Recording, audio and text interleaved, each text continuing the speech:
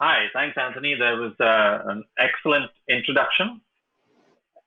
And I do want to say that your observation on evolution versus revolution is very obvious, as we have all encountered this crisis in the past few months.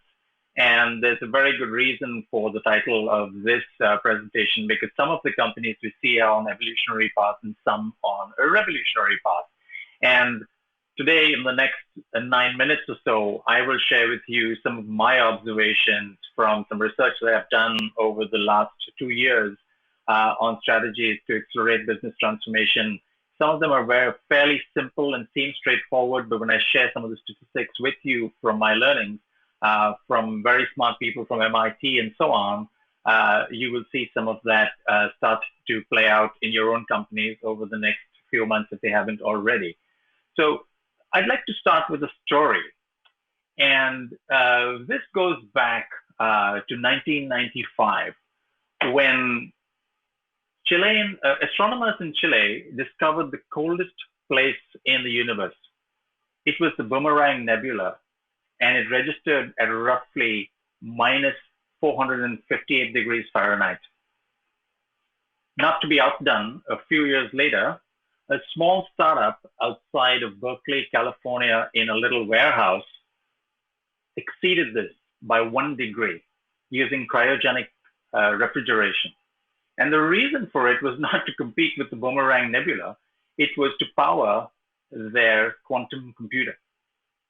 Why is that important now? Because the quantum computer we know has been around for a little while, but the latest incarnation of quantum computing is doing over 1 trillion transactions per second. The difference between Rigetti computing out in California that is doing this and that of the networks of 1995 are we've come a long way in the evolutionary cycle of making this available to anybody who needs it over the internet.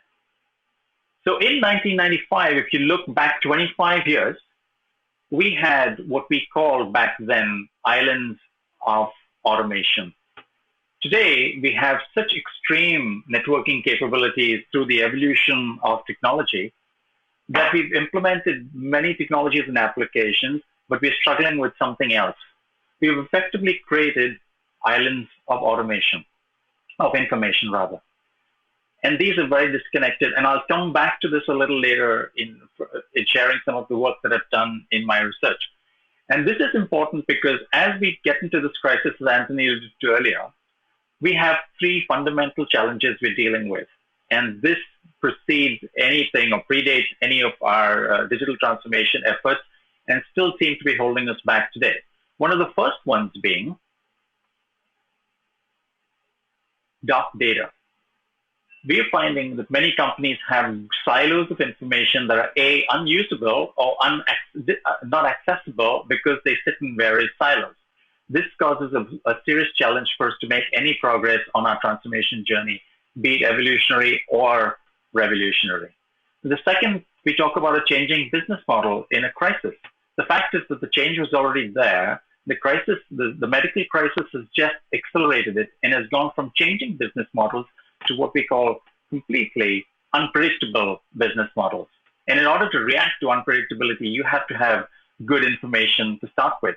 And if we are starting from a place of dark data, that's a real challenge. And the third thing I found as part of my research is that innovation is an afterthought. So what strategies should we apply for transformational alignment? I'd like to refer to an IDC study from 2018, which asks, are you digitally determined or digitally distraught? And IDC has outlined this very well. And rather than try to explain it to you, I'm going to show you the key slide that shares this strategy.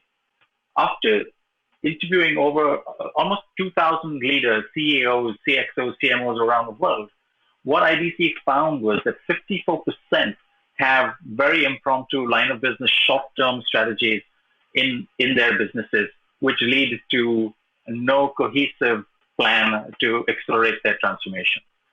Only 46% are able to say that they have a very cohesive strategy. Now, if you look at the McKinsey study from last year and the Harvard Business Review did a similar study, about 70% of transformations do not succeed the way they're designed to.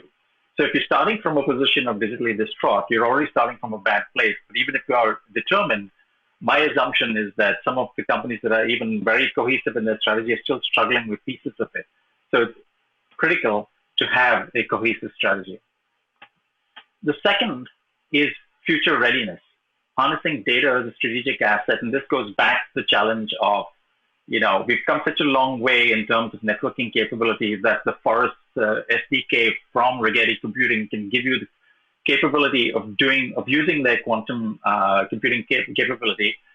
But where is our data to be able to actually put all this together? Do we have that capacity within the organization? Don't take my word for it. Let's look at what MIT's, sister organization has found. They talk about the integrated experience and the industrialized experience. And of course, the silos and spaghetti is a known element of many organizations. So I'm going to leave that aside. But they talk about the future-ready organization. But before we get to future-ready, in the integrated organization, one of the challenges they point out is that, companies using single source of truth, strong integrated experience for their customers and so on, to be future ready, and leads up to the point where they're able to use data as a strategic asset and be ecosystem ready. I think the time of monolithic is gone and the time of modular is in. You should be able to connect any system to any other system and read data out of it to use data as a strategic asset. Now, this may sound very, futuristic for many organizations, but it's important for us to pursue because the following study tells us very clearly how companies fare from a percentage point increase in their margin and growth.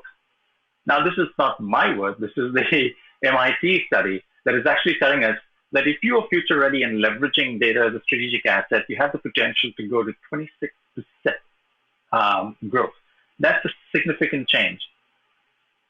Finally, I have to ask the question, is innovation an afterthought? In many organizations, it is. It becomes the third shift. It becomes that corner there that somebody's playing around with. There's no structure around innovation.